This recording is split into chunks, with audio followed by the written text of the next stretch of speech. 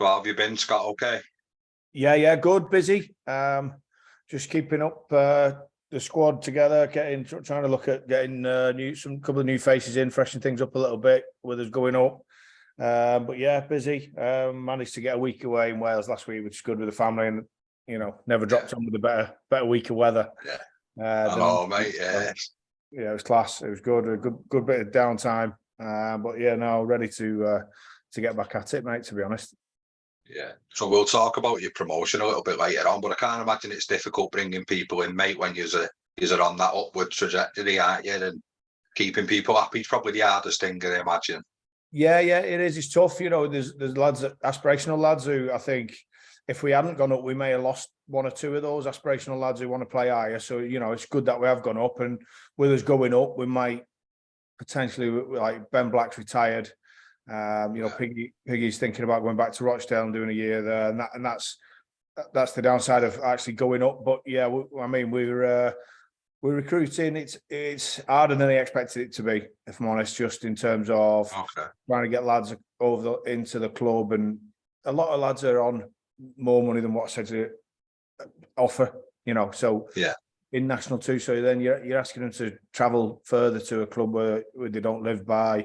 You're asking them to travel further on Saturdays. You're now in London every other week, or at least once a month. So it's been a bit more tricky than I was anticipating. But we're getting there at the moment. We're not far off now. All right, mate. So before we get stuck into your story, then, Scott, where was home for you as a kid, and who lived at home with you? So St Helens. Just down the road from the old Knowsley Road. I was about 300 metres away from Knowsley Road on Old Day Road with mum, dad, and my older brother. It was a good time. Knowsley Road was a good place to spend your weekends, and it's good area we lived in. So yeah, it was good. Plus, you had that big field just outside, didn't you? Yeah, the old training ground on the front of there. Yeah. We backed onto De La Salle School Field, which was a massive big field, and it's not like it is now. It's all shut up and barriered off now. You know what I mean? We had a mate of mine who lived up the road. He had a gate at his back gate, went onto the back school field. You know what I mean? So he was either on the Saints front field or was on the back field on De La Salle School grounds. But it was Notre Dame West Park before they merged when we lived there to start with, and then West Park, they merged all on one site. So West Park was empty, so we was rotting around the old school and feral in the summer holidays, that sort of thing, and messing about. But mate, there was very rarely we wasn't on the backfield playing some sort of sport.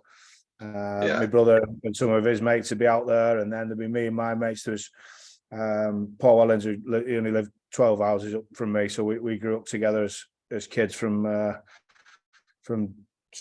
primary school. We went to St Teresa's together, and we're still good mates now. Like, right. So you touched on it a little bit there with your older brother and his mates and your mates. So was the competition start at home and then it transferred onto a field, whether it's football, cricket, rugby? Yeah. There was quite a lot of that, to be fair. We would have. It was any sport made it competitive. It's one of them. You used to leave the house at 8:30, 9 o'clock in the morning. Let's get out and go and play some sport, and then you go in at 7 o'clock at night. You're not had a drink. You're not took out with it. It's not like now. You have to take your kids to every camp and pay for them. It's just that's it. It was good times, and we had loads of good lads on our road, like like lads in and around our age and a little bit older maybe sometimes. But you just go in the backfield and you have a crack, and we'll stick you at rugby, and then we'll stick you at football, and we'll see how we get on. And mate, it was good. No, that's it. You'd never go in for your tea. You weren't allowed back out, was you? So you just stay out and get your tea in the newspaper or something. Stay out till street lights come on. That used to be us. We'd queue in when the street lights come on, and we'll get away with it. But yeah, it was good. We had there was a brook that run right through the middle of the two fields. So summer's day we'd be messing around and throwing each other in and trying to jump it at as many different spots as possible. See how many times you can jump the brook in a day and all that. Bonkers in it, mate. But it's good. It was good times. No, that's what memories are about, aren't they, mate? No mischief, just messing about, playing a bit of sport and throwing each other in the brook. So how was you introduced to rugby, mate? And where was your first club? So when it was probably my primary school, really, St Teresa's primary school in Devon Street in St Helens. We like I said, my older brother, they had always had a strong year group, and you know, we watched as they were going through school. They started doing halftime games at Knowsley Road, and I remember my brother playing there. And then it was actually a headmaster called Mr. Higgins, Brian Higgins, his name was. He was a Widnes fella. He's a Widnes fella. Yeah. He's not with us now, unfortunately, but we kept in touch all the way through. Even when we'd left school, we send each other Christmas card. Like my mum and dad used to send him a Christmas card, and he'd send us a Christmas card all the time. And he really instilled rugby into the school. There's loads of people, loads of lads in my brother's year still played rugby just through Brian Higgins, and then like there's a lot of lads in my year group all playing at under 11s town team and that sort of stuff. We didn't really play club till I was about under 12s, maybe. I think my brother was playing at Oral St James, and there was 3 or 4 St Helens lads. Well, there's 3 St Helens lads from there's Ben Howden, a lad called Ben Howden, who's still good friends with my brother, and Kieran Cunningham. The 3 of them used to go over and play at Oral St James, and that's where I probably got the bug for playing a little bit more there. Peter Farrell used to let me train with him. So Peter Farrell was my brother's coach. Peter is Andy Farrell's dad. So yeah. Peter Farrell used to let me.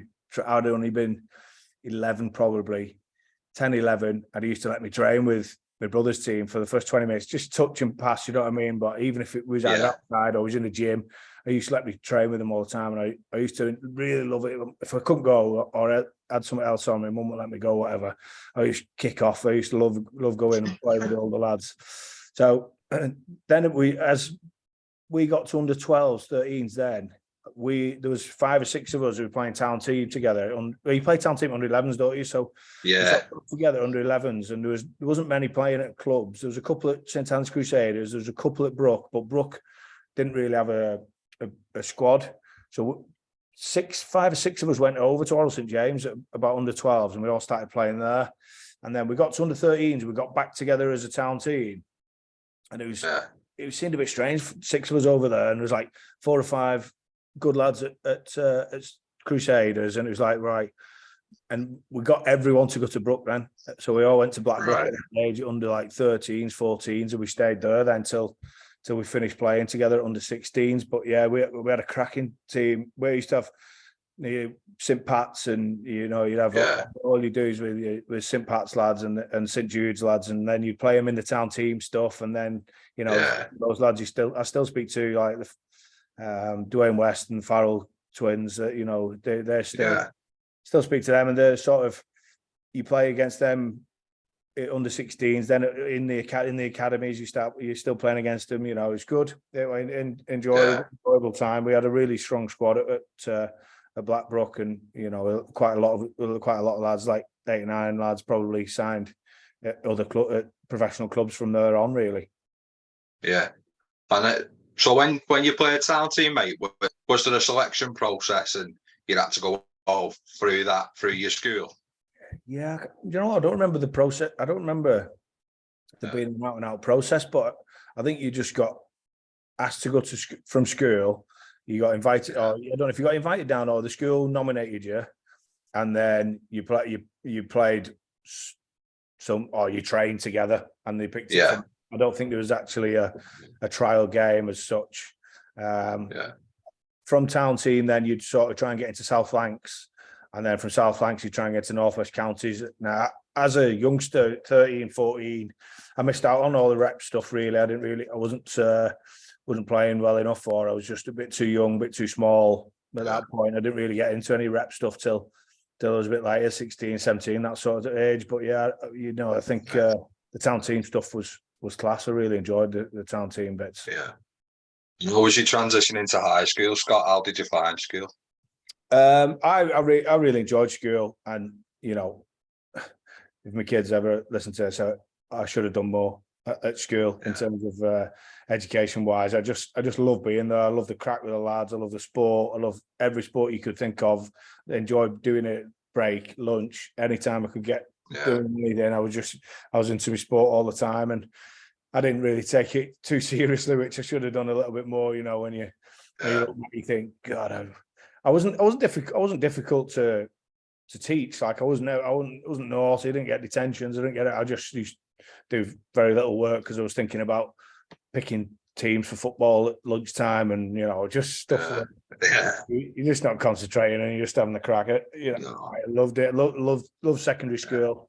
Got some real close mates still from that time, and you end up, even when we get together, like we have a good laugh about some of the daft things we're doing, like in form period, and if you throw a pair of gloves around, if you drop them 3 times, you used to have run under a tunnel. You used to have everyone lean on the wall. You'd have crawl through the tunnel, get booted, get bullied.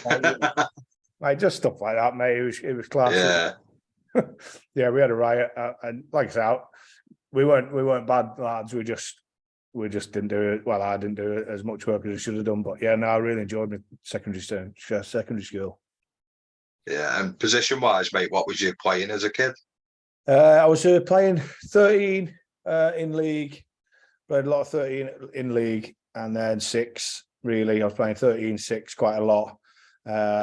Union, I was playing. We at De La Salle, we played both. We played league and union. So I played 10 standoff in union, and then played 6 for school, and then 13 for Blackbrook. So I was playing across really the back row and half backs really generally. We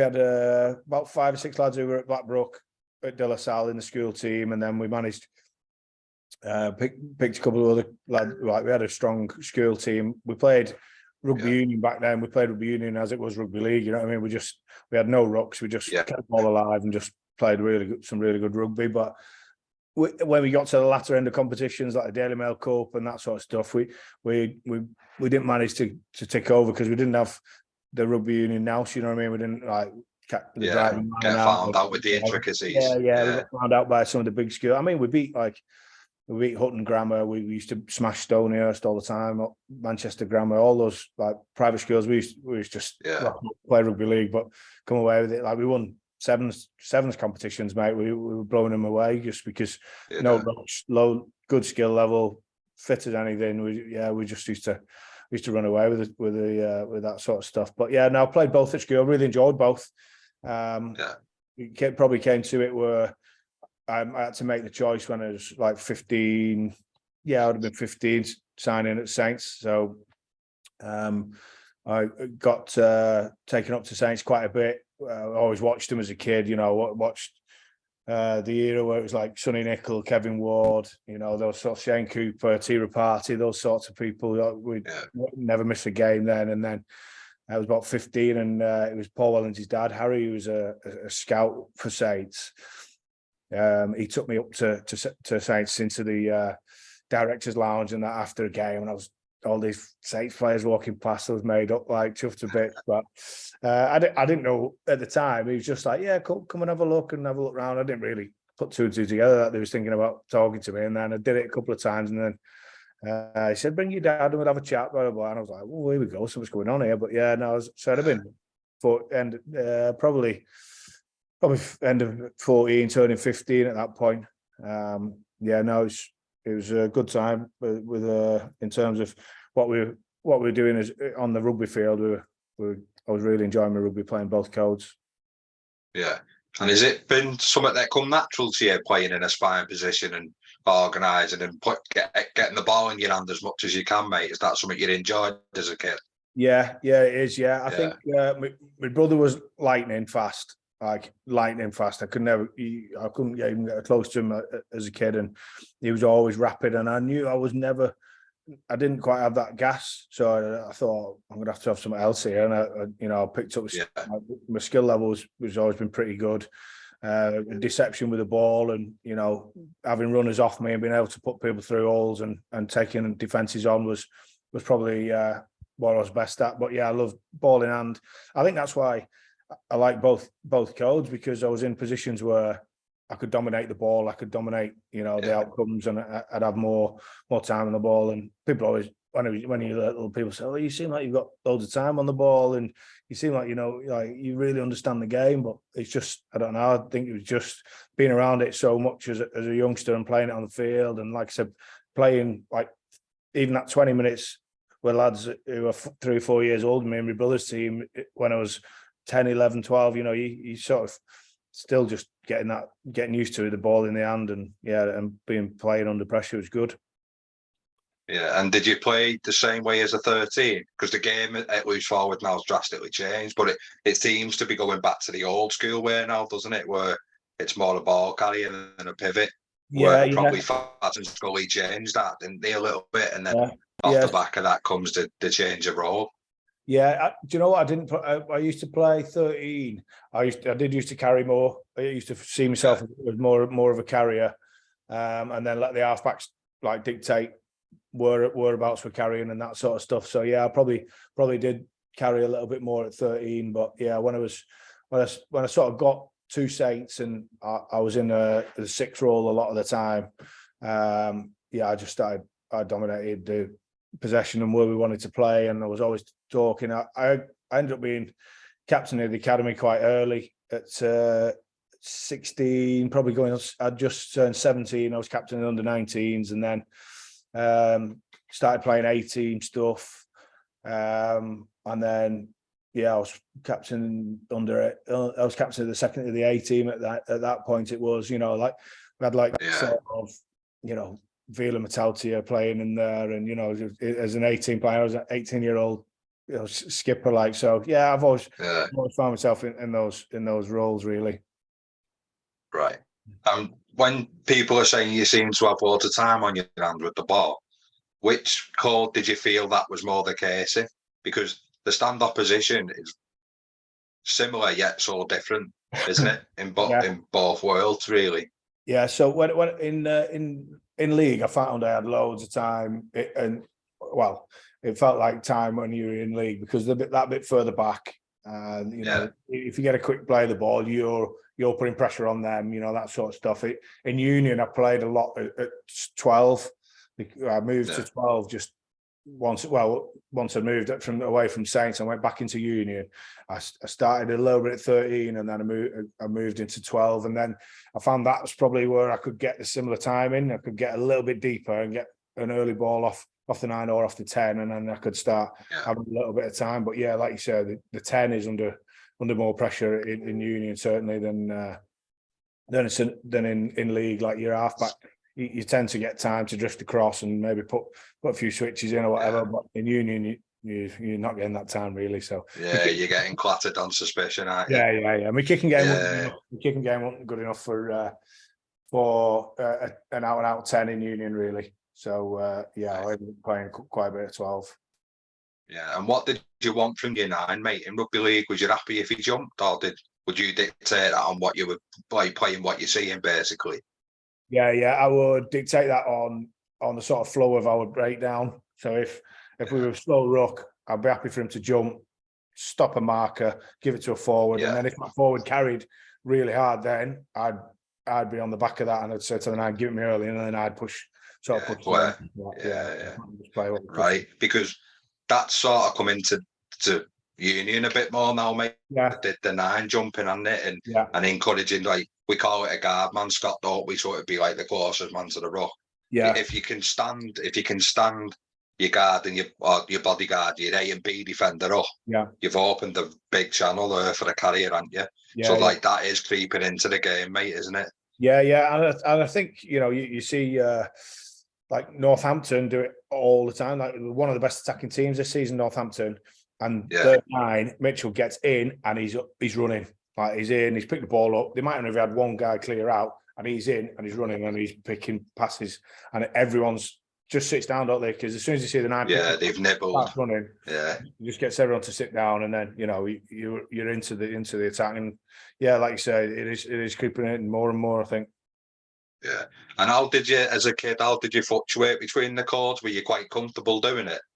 Yeah, I think, like I said, we played a lot of sort of rugby league players in our rugby union school team. You know what I mean? Our school team was predominantly made up of league lads anyway. So yeah, we was all right. We didn't get too bogged down with the intricacies really, and that, like I said, that's where we got come unstuck a little bit in some of the big games. But yeah, no, we managed to get to some semi-finals and quarterfinals and big games of national leagues, national cup matches. Like, so yeah, it was, didn't find it too difficult. Right, and then once you committed to Saints, is that when the rep stuff followed then, mate, when you're in that sort of full-time environment? Yeah, so, well, when I was still at school, I'd signed at Saints, and it was like, all right, what's next? And then I was trying to get into England 17s, England under 16s, schoolboys, England rugby union under 16s.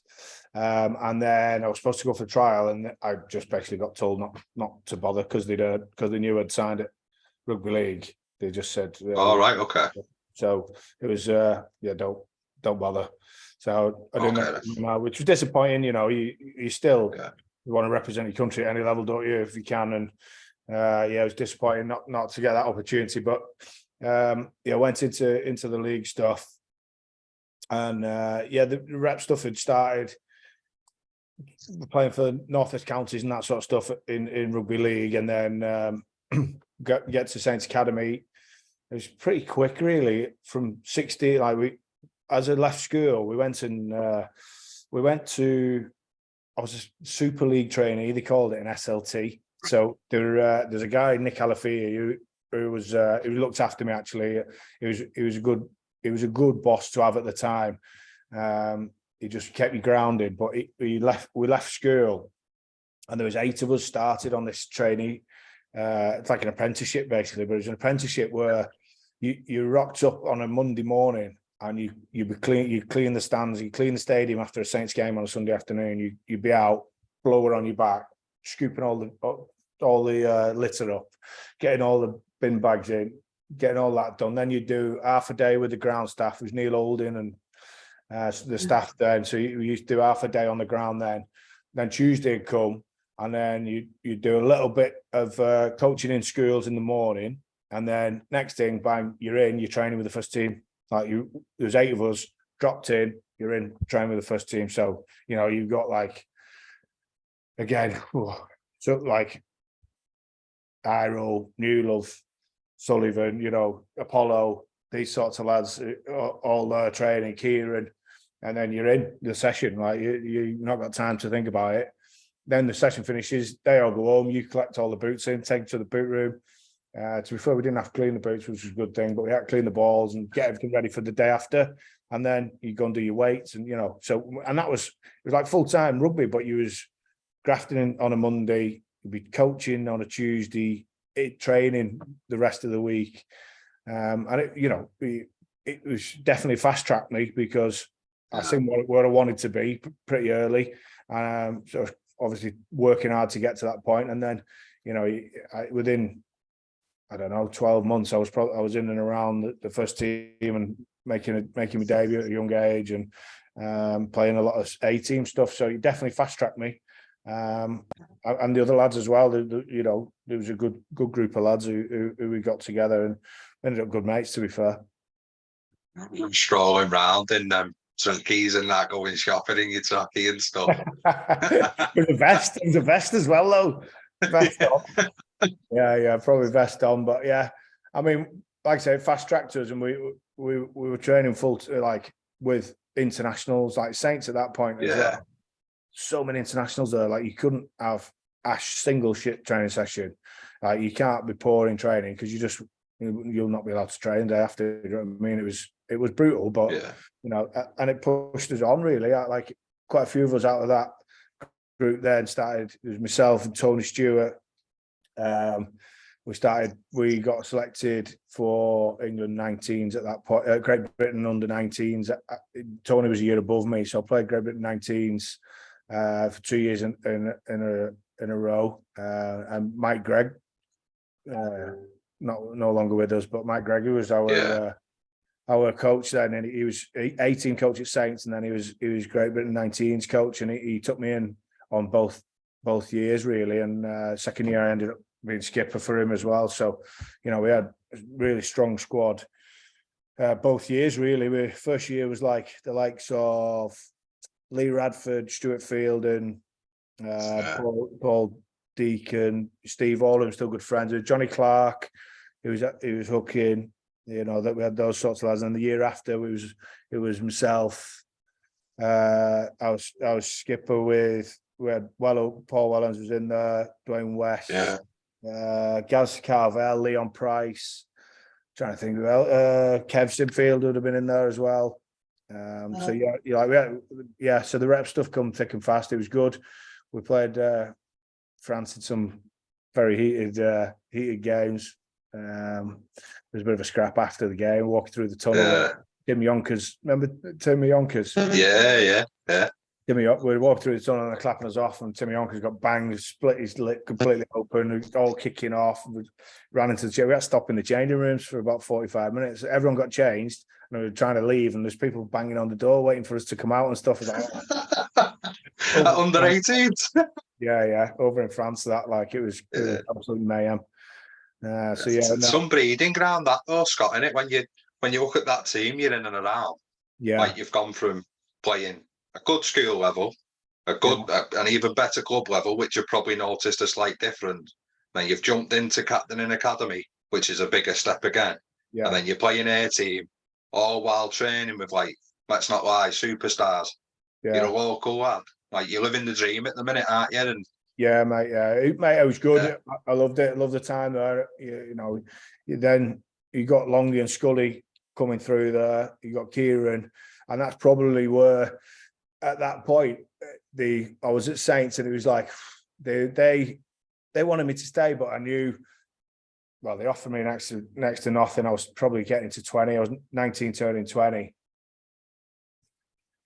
and I was at like a point where I'm not going to play much here because you got Longy, Kieran, and Scully in the. I was playing a bit of hooker at the time as well, so the halfbacks, loose forward, Tommy Martin. You know, these guys were in there. They were like Longy, Kieran, and Scully were there for another 10 years after I left. You know what I mean? So, you know, back that originally at the time, I was devastated with the contract offer, and I just knew that it was elsewhere. I'd have to start, because I was, you know, trying to earn a decent living at that point, 20 years of age, and trying to maybe think about moving out of home and stuff. But it was, at the time, I was devastated. But when you look back now, you think, well, if I was in their position, I'd have probably done exactly the same, because I wasn't going to overtake those guys, and they were on massive cash, and I'm hardly going to play, so they just give me enough to try and keep me around, sort of thing. So, you know, like I said, at the time, it was devastating. But yeah, you know, you learn from it, and we moved on. Then, luckily, I managed to move to rugby union, back to rugby union with Worcester. That was strange how that came about, because I was at. When I was doing the apprenticeship stuff at Saints, we ended up, there was, I don't know if it was the RFL or it was some sort of scheme where they were trying to get rugby up and running in the Midlands, rugby league up and running in the Midlands a little bit. Yeah. So they set up like a twin club. So Saints were twinned with Worcester to start getting a rugby club going up there. So it was called the Worcester Saints. And they ended up, we went down for a week, and I was coaching with Nick Alfie and some of the other lads who were on the course. And I just said, look, I'm missing out on loads of training here because I'm doing coaching, or I'm missing a full week's training. Anyway, Nick Alfie knew somebody at Worcester Rugby Union, and he said, I've got a lad here, can he come, who wants to train? Can he come and use the gym and you know, train and do some skill stuff with you just to keep his hand in, really, because he's missing out on a week and a half training, sort of thing. Anyway, so trained with Worcester Warriors at the time. They were in the championship, and I just, you know, didn't think out of it. Trained, right sound, brill, back out coaching in the afternoon, slept, went in, trained, did the gym, trained with them, back out coaching in the afternoon, did that for a week, went up. Anyway, well, 2 weeks later, Jeff Cook, who was the head coach there, he coached England previously, he was at Worcester. Yeah. Jeff Cook got in touch with me and just said, look, if you ever think about leaving and moving to rugby union, just give me a shout and let me know. You know, I've seen you training. I like what you're about. You know, just let me know. So I didn't think out of it at the time. It was probably 8 months before any of this other stuff had happened. You know, so I was still my head was in Saints and my heart was in Saints, and I didn't think I'd ever be Yeah. leaving it at that point. Probably. Yeah. So, oh, that's really nice to know. Thanks. Didn't think out of it, but then when the time come and we got to the end of my contract, and I was like, oh, don't really want to play rugby league for anybody else. Like I was that Saints mad, like from 5 years of age, watching Mum and Inga in '85, like all the way through to 20 years of age. I was like, I don't want to play. I don't want to play against Saints for starters. I don't want to play anybody else really. So what do we do? Anyway, there was clubs interested. I could have gone to Cass, Wakey. I was speaking to other clubs at the time, but it just didn't really fancy it, to be honest. So I thought, you know what, let's do a full change. Let's have a crack. And I enjoyed rugby union anyway. Let's do that. It's a complete change, and I don't have to play against Saints, so I'll go play rugby union. So was it tricky leaving an environment like that, where like the famous wide to west moment, because you're around the club then, aren't you, and the real buzz about it? And like you said, you are a local lad. Like, what else would a St Helens lad want to do? Yeah, no, mate. To be fair, with the wide to west, it's a good job. I didn't get the right toss of the coin that night. Me and Westy turned up. It was a semi-final that, and me and Westy turned up, and they didn't know who they were going to put on the bench between me and Westy, right? So he says, Ian Millwall goes, boys, I don't know which way I'm going to go here, but I think I'm going to go with Westy. And I was like, raging, just thinking, all right, yeah, fine, no worries. Anyway, 18th man, I couldn't have been happier, you know what I mean? Like, what wide to west. I'm thinking, God, if you'd have passed it me, I'd have got tackled into touch and game over. So yeah, good he went with Westy that day. And then the final come round, and it was the shoes on the other foot then for Westy. He was out, but we both turned up again, and he was like, look, Kieran Cunningham's struggling with a tight hamstring. He's going to have to come off 10 minutes before half time. He's going to have a deep massage, and then you're going to have his 10 minutes before half time. Then half time he's going to come back on. So he's saying, Scott, you're going to go on 30 minutes. On 30 minutes, you're going to go on for 10 minutes, and you're going to come off at half time. He said, that's the plan. Like, you're in the squad. That's the plan. And I was chuffed to bits. Grand final, Old Trafford, my head all over the place. Westy, poor lad, who got us to the semi-final, devastated. He was devastated he wasn't involved, but it's one of those things, and it's professional sport, unfortunately. Anyway, Kieran won't come off. 30 minutes in, no, I'm not coming off, and I've got no top on. I'm going, get me on. Anyway, he didn't come off, and I didn't get on. So that was, I bought a Rover 214 with my prize money. That was made. The money, that's right. Because it must be difficult to like turn your back on that. Yeah, mate, and I appreciate your pathway was close, Scott. Like pure international caliber players that aren't even really in the peak yet. And you must have been looking, thinking, there's no channel into 9, there's no channel into 6, or 7 for that matter. And definitely not at 13. Like, unless you're going to compromise and get the odd league game or a Challenge Cup game against without being rude lower opposition. Yeah. That's what it'd been. So, and I don't regret leaving at that particular junction. I don't regret moving into rugby union, because rugby union's been really good for me as well. I think I'm a better coach. I think I've turned into a better player just from that experience of rugby union and getting stuck into rugby union. But it was difficult. Don't get me wrong. It sobbed me out when I realised that was it at the end of it. The homecoming after the grand final. We're on Nosey Road pitch, and we're walking around with a cup, and I couldn't speak. I couldn't enjoy it. I was just crying out. Like, lads coming up to me saying, "Enjoy it, have a beer." I'm just like, gone, like I'd completely gone. But no, it was one of those things. It come to an end, and I wouldn't change any of it. It was fabulous. I got a good grounding, got to work and train with some like Chris Joint, Iro. These new love, those sorts of lads, just unbelievable players. Bobby Gilding was in there. I played with Bobby quite a bit. First come in, played a bit of 18 with him as well, and he's got the Queen blasting out on his headphones. It was, it's good. Some good characters, some good people along the way as well. So I wouldn't have changed it. But like I said, rugby union has been good to me. So no, it's a brave call from a young lad. So when you get in touch with Worcester, then is it something that happens really quick, mate, and you're straight into it? Yeah, it was really quick. I want to come. Well, we want you here. Let's get you down here, mate. But at that point in 2000, it had been November 2000. They'd only just been in professional rugby like 4 or 5 years. You know what I mean?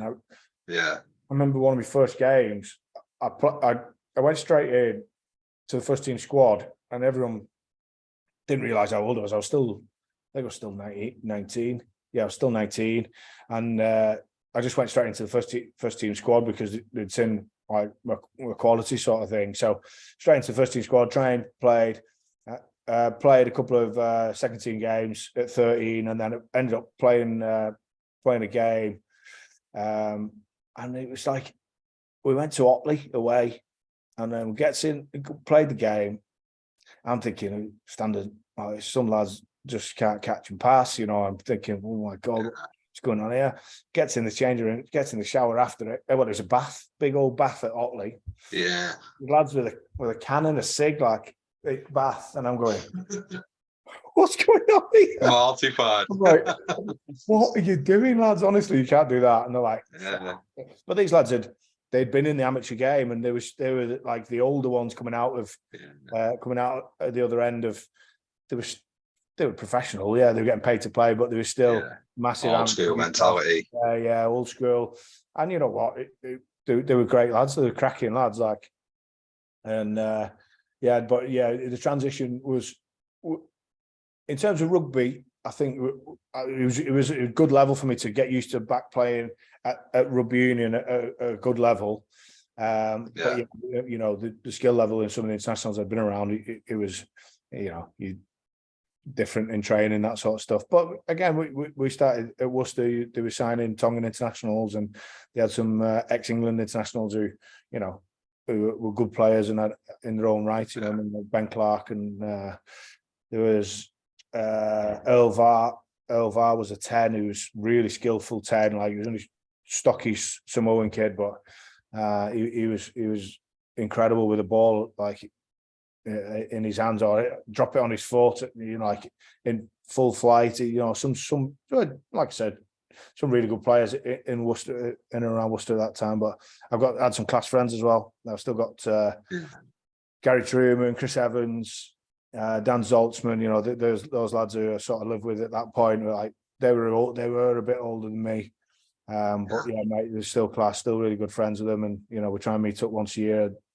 Well, I say that they give me stick for not getting up to Edinburgh now. We used to go to Edinburgh in February on a Six Nations game.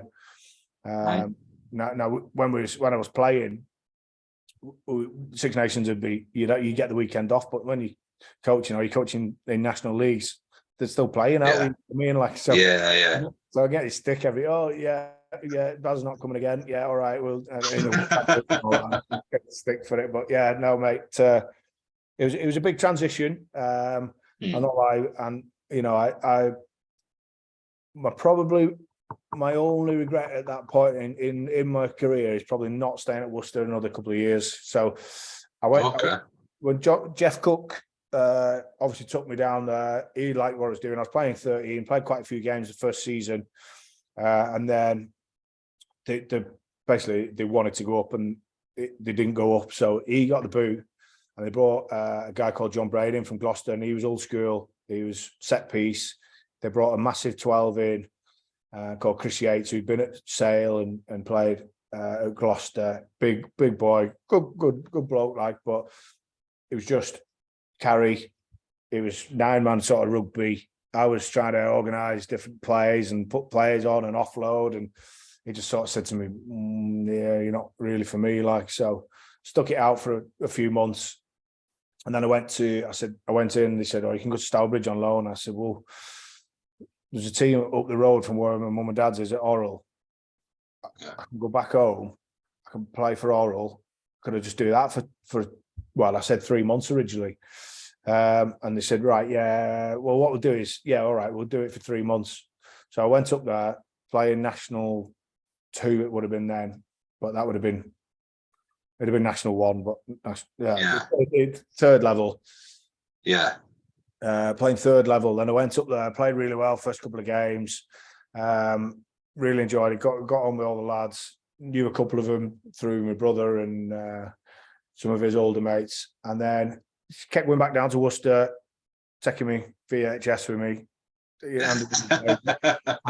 Handed them a game. They'd watch the game. Yeah, all right, yeah. Anyway, they brought a backs coach in called Andy Keast, who he'd done some British Lions stuff, and he'd been at Bath. I think he might have been at London Irish at the time, or he might have gone to London Irish after Worcester. But he watched a couple of my games. He phoned me and said, "What are you doing up there?" I said, "Well, I've got another couple of months." I said, "Well, I've done a month." And he's like, "Yeah, mate, but what? You've been the best player on the pitch for the last 3 games. Why are you up there?" I said, "Well, I spoke to John Brain, and John doesn't really think I've got anything to offer. I'm not part of his plans." And he's like, "Right, tell Oral he's done. You're back. You're coming back." And I was like, "I've got another 2 months." He's like, "No, mate, you're done. You're back." Within 3 days, back living down in Worcester, started playing, back in the fold, back in the mix, playing. He was a harsh coach, like in terms of standards and drop balls and stuff like that. He was into lads like. Obviously, like me, I was on his good side, so I was all right. But he crippled a few lads in terms of confidence wise and that sort of stuff. But I was straight back into it. Anyway, as the season went on, I was coming to the end. I'd only signed like 18 months, the end of the Super League season, that following season, and then one more. Yeah. And then Oral were into me then, so they were like, "We're going to get promoted. We want you back up here." And I was like, "Oh, not sure." Anyway, not so much the money, that sort of thing, but Worcester, and I was in and out, like, I don't know. I knew I wasn't in the head coach's plans. You know what I mean? I'd gone back because the backs coach had took me in. And then at Oral, they were like, "Mate, get you in here. You'll start. You'll play. We're gonna go up into the same league as what Worcester's in, which was the old Championship. We'll get you involved here." Blah, blah, blah. Money was much of a muchness, pretty much the same. And then I went to Oral, and I got talked into Oral, and partly because I enjoyed being back at home. And with your mates again, aren't you? And you're back home, and my girlfriend's up there, and she was at Union Leeds at the time, but we she'd come home or whatever, and it was just easier to keep that going, that sort of stuff. So anyway, I went to Oral, and we had 2 cracking seasons. We had some great players.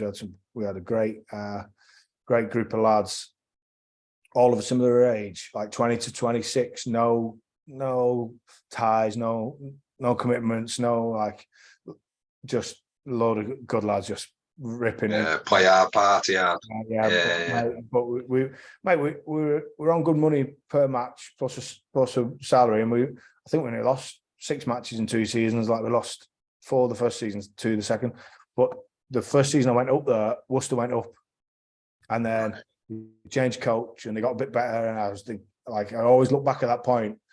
Should have stayed 1 more year at Worcester, you know what I mean? Just to hindsight, because once Dave Whelan pulls his money out, then you think, "Oh, I've been stitched here." Like, exactly, yeah.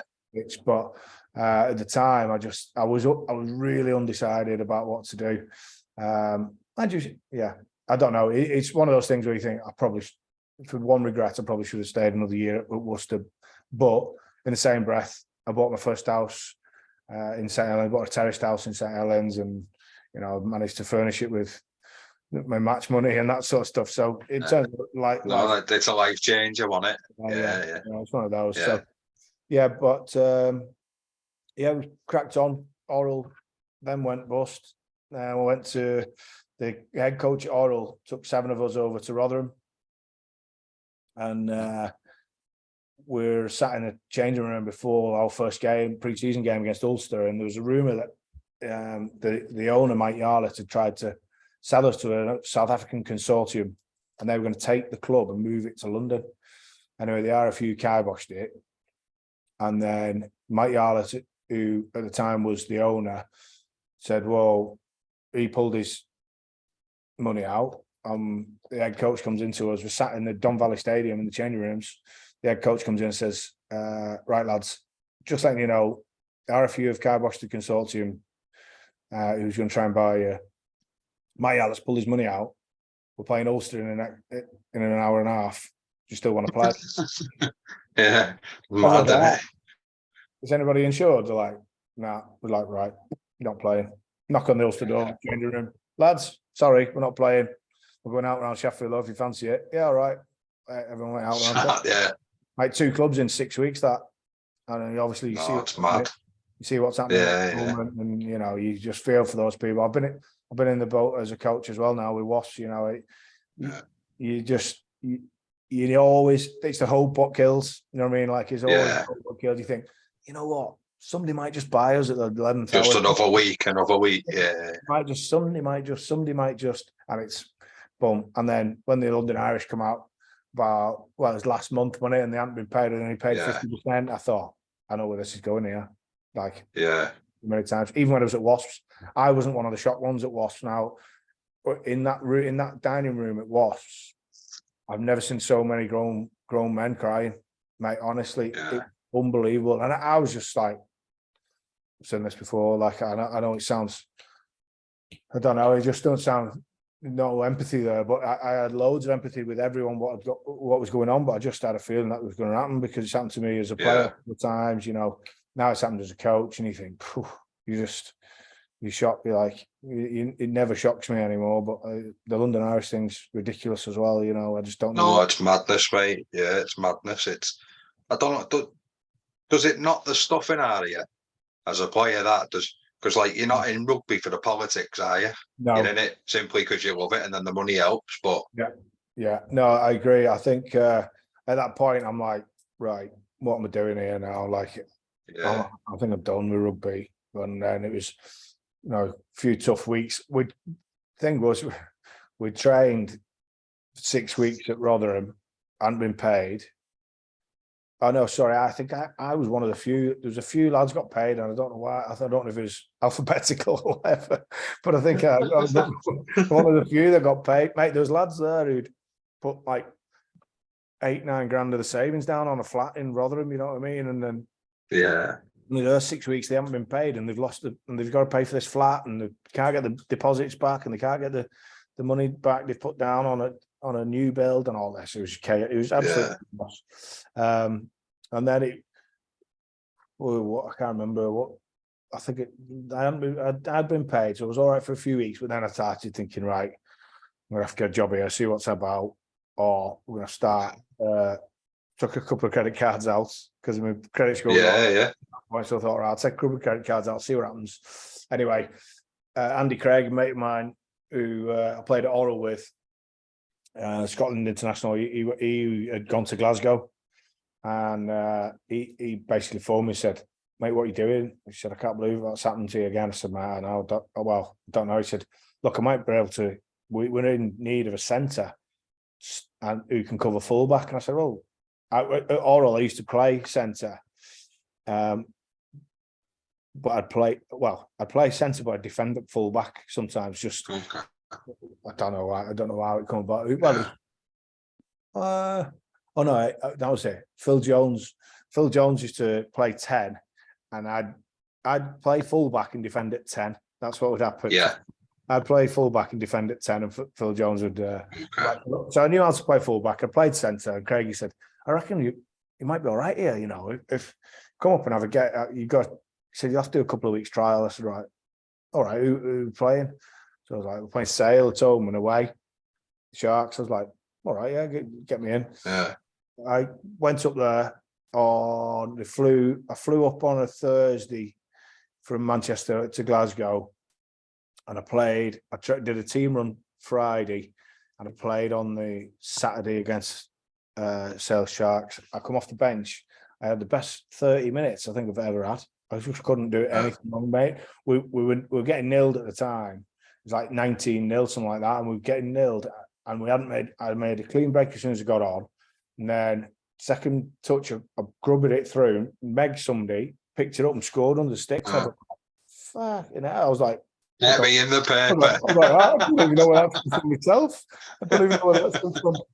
I know I was, after about 25 minutes, I was hanging because I hadn't trained much, done much for the last couple of weeks. Anyway, I finished the game off and then played again played a game again the week after. Went all right, didn't do anything spectacular, but played pretty well at centre, and then did a stint at fullback as well. And then that was it. They offered me a contract. To be fair, there was old school when I went up to Glasgow trial game. Gets back in after. I said, what do you need for after the game? It's shoes, shirt, and trousers. Right, so I put my shoe on. It's like brown envelope with 200 quid in it. Just Class. Brown envelope, 200 quid, just for traveling up there. Basically, paid for my flight. But yeah, no, it was good, and that's how I ended up at Glasgow with Craigie. So, thing with Craigie was that him and Anna, his wife, they'd only just got married and moved up there.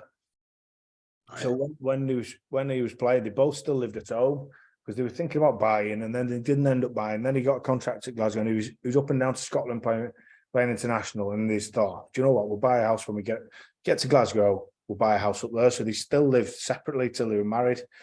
Anyway, I didn't have anywhere to live, so Craig goes, "Yeah, you'll be all right."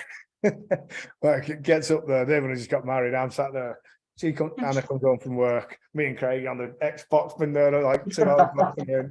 She's like, "Will you get out? What the bloody hell's going on here?" I got married, but yeah, no, they looked after me up there. To be fair, then they bought a house, and I moved in, and rented a flat just below them, and good friends. Craig and I've got lots to thank Craig for. He helped me out a lot at that time. Yeah, and so off the back of the political stuff you put up with and the dark side of rugby, mate, which it very much is, and it's not really gone away, like you touched on. Does going up there on a trial just give you freedom? Is it just about enjoying yourself again? Because you'd have felt the pressures of that, Scott, wouldn't you? And... Yeah, I did, but I think I'd also resign myself to the fact of you're going to have to get a job here. Like, go up, see what you can do, and then anything else is a bonus. You know what I mean? Anything else is a bonus. Yeah. But yeah, mate, to stay up there for 4 years, my missus wasn't that happy, like, because she got. I said to her, "Come on, you have to come up to Glasgow." We hadn't lived together. We've been together since we were kids at school, and she'd finished the degree. She'd started a teaching job in Warrington, and I said, "Look, check the job in. Let's get up to Glasgow." She said, "Look, well, what I'll do is I'll go for it." She'd only been teaching 2 years. She said, "I'll go for head of department. If I don't get it, I'll come up." Anyway, she got it. So it was like, "What was I going to do?" So, like, anyway, we said, "Right, what we'll do is we'll buy up in Glasgow." So we bought up, and she'd come up every weekend, or if I played Friday night, I'd bomb back on a late Friday night and do the weekend. So we did it tough in terms of relationship wise. But yeah, when she come up for a weekend, great weekends, and you enjoying your stuff off the field, and a bit of security of having a longer term contract and that sort of stuff. I picked up a couple of injuries really, which was a bit disappointing because I could have played a little bit more up there. I mean, I played near enough. I think it was 80 appearances for Glasgow in 4 years, which isn't a lot really. I missed 6.5 months with a groin injury. I had a shoulder operation. I had a bit of run of bad luck really, which didn't help with the social scene. I'm living on my own and I imagine, mate. Yeah, having a midweek jaunts and trying to get a Wednesday club together because I'm the only one not playing at the weekend because I'm injured and stuff. But yeah, no, mate, I really enjoyed it. We really enjoyed it. Myself and Beck enjoyed it. I enjoyed it particularly a little bit too much maybe at times, especially during injury. But yeah, no, it was good times. And like you say, I was just thankful to be in a club and still playing rugby, which was a blessing in itself because it could have gone totally different. So when you go in for the contract talk, then, mate, is the fact that what's happened here in a couple of clubs beforehand make you stand your ground on a longer term deal? Or do you have to sort of sign a 12 or 2 year deal and earn the right for an option of a third or a fourth? Yeah, originally I signed a 12-month deal at Glasgow, and it was down to me then. You know what I mean? Like I played the first 6-7 league games that season, and I did my shoulder and training. I had operations out for 12 weeks, and then I got back, played reasonably well, but from the first 6 or 7 games of the season, they'd already sort of made the mind up like I was trying to rush back from injury, and they were like, "Look, don't stress. We're going to offer you a contract at the end of the season. Don't push it too much so you don't get back to what you need to before you start playing and stuff." Which you do at that time. You know what I mean? Like you put pressure on yourself to get back, and it's your livelihood. Like so, yeah, they offered me 2+1 then, like a 2-year deal, and then an extra year if everyone was happy with it, which was, you know, magic for me. And then we were able to get a mortgage, get the house bought, we bought a house in St Helens. And then we'd already bought a flat in Glasgow. We bought a house in St Helens, took out the terraced house I got at Oral. I still was renting that out, and then took a bit of money out of that to put down on a house in St Helens, which was going to be our house when we got married and that sort of stuff. So you know, a bit of security just, you know, went a long way for me. Yeah, a bit of peace of mind as well, mate, isn't it? Yeah.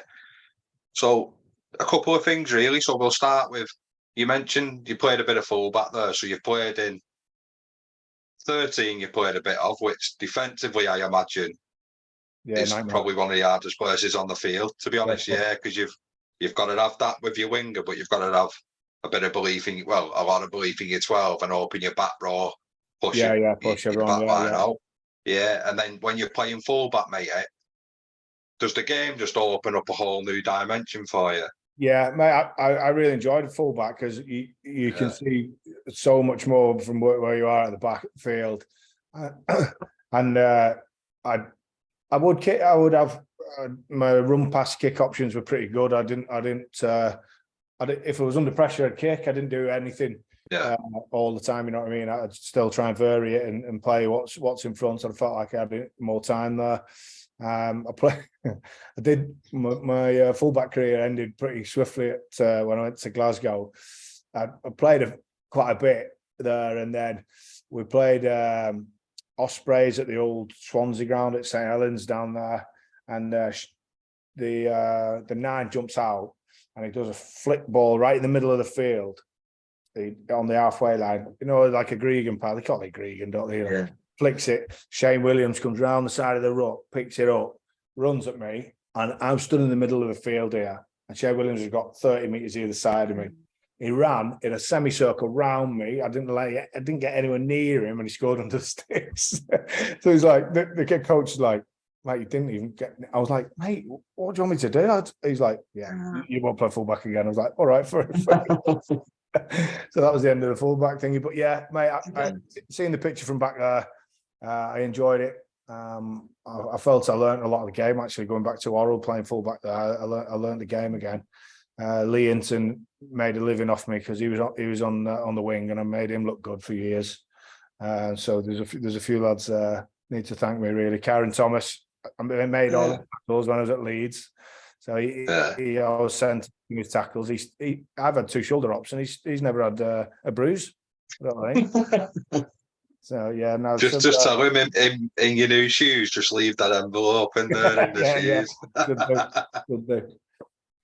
So when you go into all the like traditional grounds and that and playing against these clubs, mate, considering what you've had to go through, did you ever get a chance to sit back and go, it was worth it, this is what it's about? Because you were on the fringes of the Scotland squad as well, which you've overlooked a little bit, haven't you? Yeah. So, well, the Scotland stuff, it was a bit disappointing, really. I'd done my 4 years. You needed to be 3 years to be a resident. And at the time, I'd sort of, I'd spoke to Leeds about coming back. They were in the champ and trying to get up to the Prem. And I spoke to Leeds about coming back, and then I got selected for the Scotland A squad. And we didn't have any training sessions or anything. We didn't get together, but I was selected in the squad.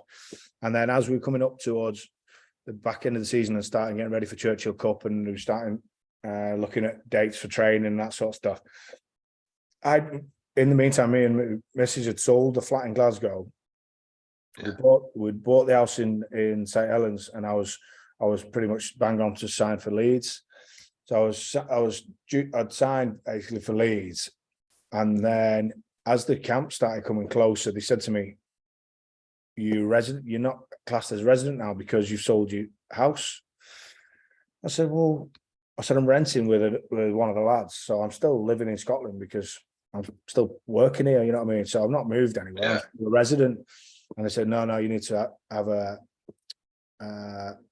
house. I was like, anyway, I don't know how. Like, there was a second row who I'd rented with, who was a Kiwi, and he'd only rented the whole time anyway. You know what I mean? He'd rented the whole time, and he went on the Churchill Cup, and he played in Scotland Day and stuff. And I was like, I think once I'd signed for Leeds, I think they didn't really want me to seeing their ass a bit. Yeah, because I'd left sort of not part of the SRU anymore. I think they sort of thought, well, we're not going to take him now because he's not going to be here helping us out anymore. But so that's how that came about. Should have just said it, mate, though, shouldn't they? Yeah, I'd rather them just say it. Yeah. There was a team manager, Kim Gray, she was awesome, our team manager, and she was like, I don't get it. I just do not get it. She's an Aussie girl. And she was like, I just don't get it. I don't. Anyway, check the residency rules. Are you still living in Glasgow? Yeah. So you're living with Graham Morrison, this address, blah, blah, blah. And it just said, oh, no, sorry, we can't take you now. I was like, just tell me if it's the other way. But yeah, so missed out there. Missed out a little bit. I mean, well, looking back, I'm not that bothered about missing out playing Scotland Day, if I'm totally honest. It could have led on to more. But I wanted to play in the Premiership. I wanted to come back. I was moving home. We'd had enough of travelling and seeing each other. Me and my missus travelling, seeing each other. I promised her I'd move back to England in 2008, and we're getting married that summer. And the house had a load of work done to it, so we was ready to go. Really, it wasn't. Didn't lose any sleep over it, to be honest. Yeah. Did any of the bigger clubs in the lower league try and tempt you with bigger money? I know the ultimate goals like the Prem are minimum champ, isn't it? But you had quite local sides that were paying good money then, weren't they? So was it like no one ever approached you like the Waterloos or anything like that, the Fields or anything like that? No, not really. I mean, no. I was still. Or it wasn't serious enough, maybe. I was still wanting everything to be full-time rugby. You know what I mean? I went. It was Stuart Lancaster signed me for Leeds. He was coach there, and I met him a couple of times, and he was. You could see how intense and what a good coach he was going to be. So it was that sort of thing where full time, going back closer to home and being able to have another crack at the champ and go up. And that was pretty much that was the draw, really. It would have been more money in staying in Scotland, to be honest, but it wasn't really. It was time to move back and put some roots back into St Helens. Yeah. Move back home, really. But maybe we had some good times at Leeds. We won that championship season. Then we trained our absolute nuts off, and like Neil Back come in.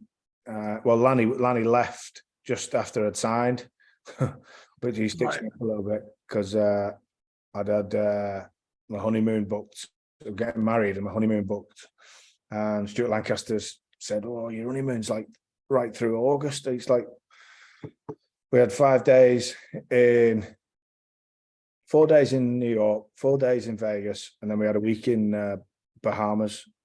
And he said, "It's a bit much that, like, to get this deal over the line, I reckon we're going to have to knock that week in Bahamas off your honeymoon." Like, do you want to speak to my missus then? Or I was going to say, but that went down well, yeah. Well, I said to her, "Look, I'm moving home. We're living together. We're going to have to knock this week off." All right, sound. So she wasn't best pleased. And I spoke to Lanny. I said, "Look, I'm done. Bahamas has been cancelled. We've got majority of our money back. We lost out on the flights. Got all our money back for the hotel. All done. Let's get it signed up." 3 weeks later, Lanny phones me, "Mate, not going to get a chance to work with you. I'm going into head of England academies. I'm leaving Leeds." I was like, "Oh, no." No, anyway, it is what it is. It was one of those. Yeah. I've reminded Lanny every time I've seen him since. I've always said, "You still owe me a week in Bahamas," you know that. You know me, Bahamas. But no, it's A week in Paris will do, won't it? yeah, they'll do. Yeah, I'll take that.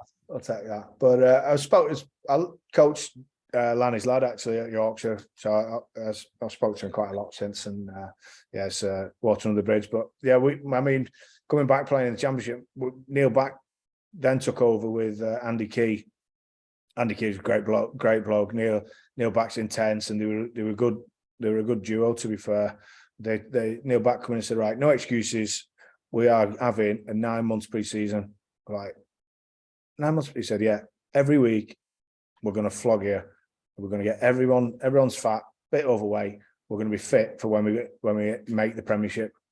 Like, and it worked. But it worked to the point of we're just about scraped over the line. Like, we were miles clear early on. We were smashing everyone. As the season went on, we were doing proper, like 100%. They called it 100% weeks, where you'd train. Monday, Tuesday, Wednesday off, Thursday, Friday would still be full on, like, and then playing on the Saturday. And it would just about crawl over the line. But we got there. We did do it. But at that point, everyone was in good shape. Like after the rest and going back into the Prem, it was in good shape. But no, it was good. We had a cracking set of lads there. Some really good mates who I'm still good friends with. And we had a good season. Well, say a good season.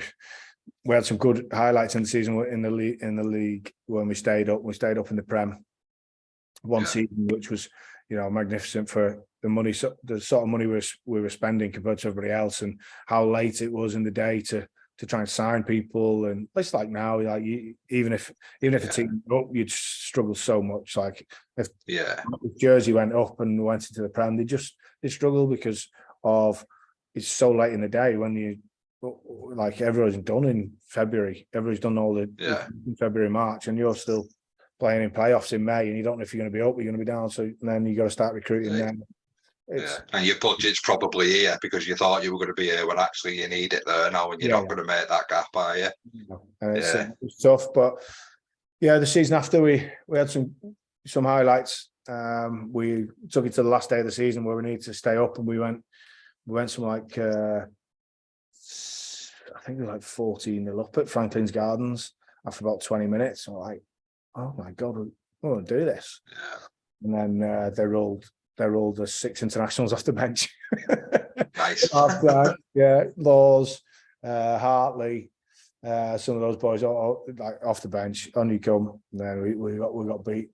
Last play, we still had a chance in the last play. We only lost narrowly, but that was a sad day. Tough day to comprehend, really, that you weren't actually going to play Premiership anymore, and you're back in the champ where nobody really wanted to be. But it's tough doing, but it was good. Like I say, experience of playing Premiership, playing in big grounds, playing in big stadiums, playing against big teams, playing Leicester away, and playing at their ground, that sort of stuff. It's good, really good experience. Playing at Glasgow, we had some cracking traveling. You're either flying to Wales or you're flying to Ireland, or you know what I mean. You're in these big grounds all the time. And Ravenhill's stunning state, like atmosphere-wise. Night game, Ravenhill, Friday night. I never won there, but I loved playing there. Absolutely loved playing there. It was rammed. And stand up for the Ulster men when the game could stand up for the Ulster men. You're like, whoa, this is the next best thing to footy, probably, in it, mate. Yeah, mate, it's unbelievable. Yeah, I'd like to say I never even won there, but I really enjoyed playing there, just because the atmosphere and cold, wet Friday night. It's good. Yeah, it's stuff you miss when you're not playing anymore. And it's meant to be the stuff that you don't enjoy, and it's the stuff you've enjoyed most, probably. So, do you know when you're in that environment, then, mate, when like the last few weeks of the year, when every game's basically a cup final, isn't it? What does that take to keep the focus and to stay positive? Because it must have been an hard situation to be in. Yeah. The one at Leeds, it was. Yeah. It was. You couldn't dwell on what had just happened, so it was like get in, try and be fresh Monday morning. Like, don't dwell on what's just happened. We were close, we didn't win. It's try and put it to bed. Next job. You know what I mean? It was tough.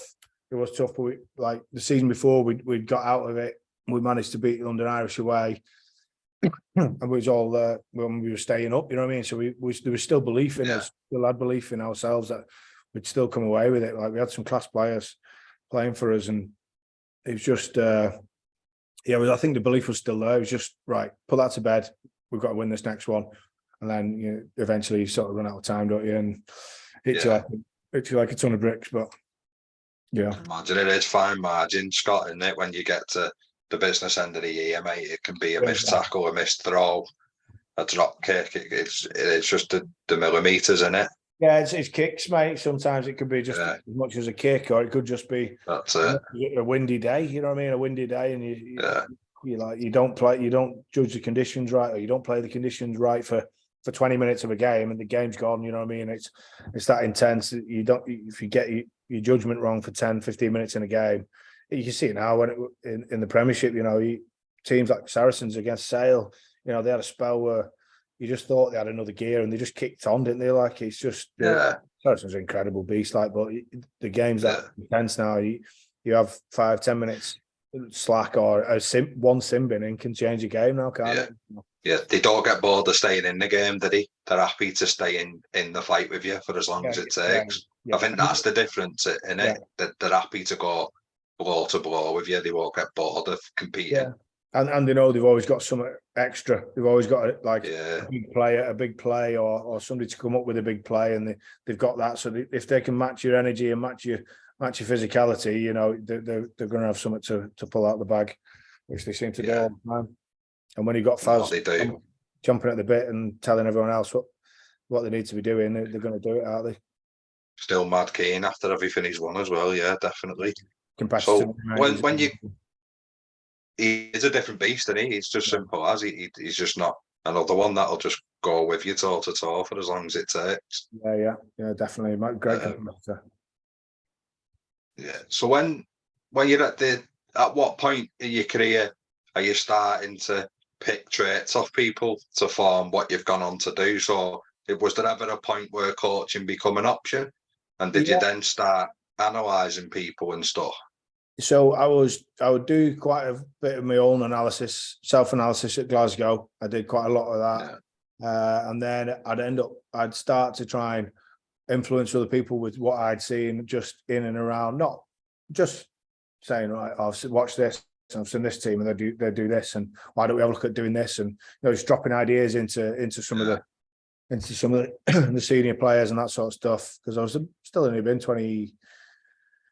I was 24 to 28. I was at Glasgow. So, towards the end of it, I was saying, right, speaking to the coaches about stuff like that, maybe we do this, or maybe we have a look at this, or what about this play and that sort of stuff. And then when I went to Leeds, I led on quite a bit of the stuff in terms of watching how other teams defend and how we should attack, that sort of stuff. So because I lived in St Helens, I used to get over to Leeds. Like, we'd only be training at 9:30, 10 o'clock, but I'd leave the house at 6, 7, get over there.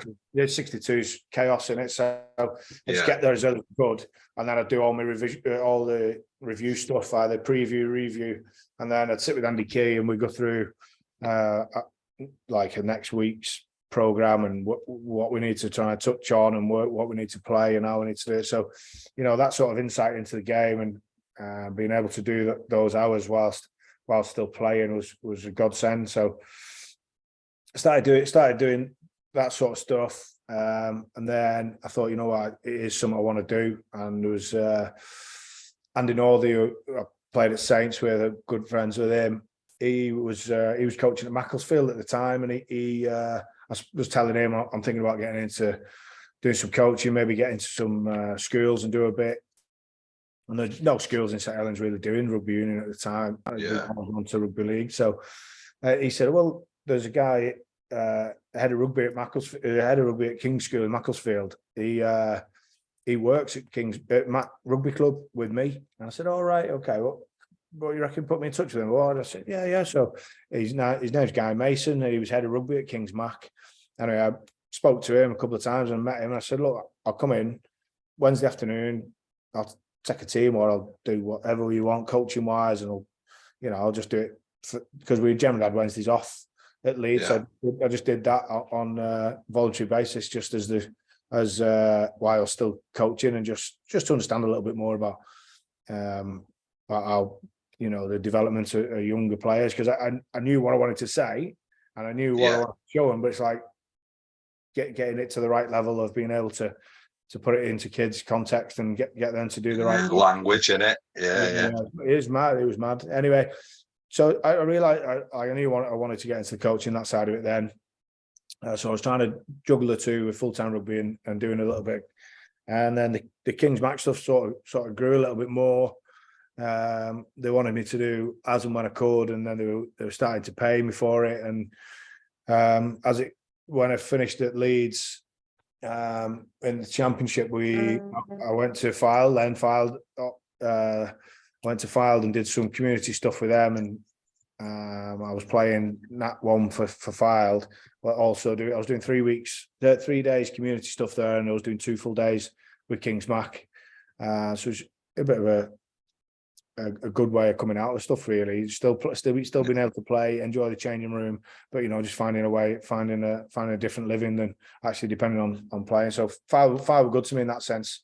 They looked after me in terms of I was helping them with the community stuff and still doing some coaching, but also getting paid to play and getting some more money doing it for Kings Mac as well. So that's how I sort of fell into coaching, because I knew that's the path I wanted to go down. So it was good that that those two establishments gave me the opportunity to do that. Yeah, like you say, it's transition, mate, in it. That multiple levels, really. Yeah, and then when I got taken on more and more responsibility at Kings Mac, and the guy Mason was asking me to do the first team, and I sort of said to him, look, I'll do more hours and I'll do more days, but I want to go back and start with the under 12s. And he looked at me, he's like, you're doing what? I said, mate, I want to go under 12s and I want to stay, because what happens is you stay with the same year. So you do under 13s, next year you do under 13s, and and I said, I want to do a development block. I want to do the under 12s. I'd finish in under 16s or going into first team, you know what I mean? Yeah. And I was like, yeah, all right, if you want to do that. I just want to see what development looks like, what's the maturation of kids in that age, and how quick people can pick stuff up, and that sort of stuff. So started real basic back down. I had kids in the under 12s, like lads who'd never played the game, and lads who'd played 4 or 5 years at Mac Rugby Club, and they were all in the same group. Yeah. You're working out how to coach different levels of play, and it was good. It was really good learning for me as a coach.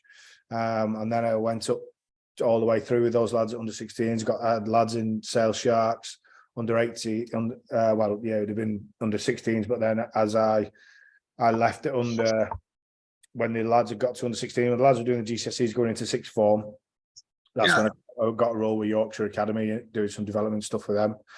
But like massive eye opener, but I loved it. And there's some parents, I still speak to parents and kids and lads who are now finished at uni. There's a couple of lads who have come to Sedgley, and Sam Ignason, he rocked up after he'd finished at school rugby and said, can I come and play for you again? I said, yeah. He said, well, I'm only here for like 6 months, then I'm going to uni. He said, but can I come and play? Anyway, he just come and rocked up, played for Sedgley for me.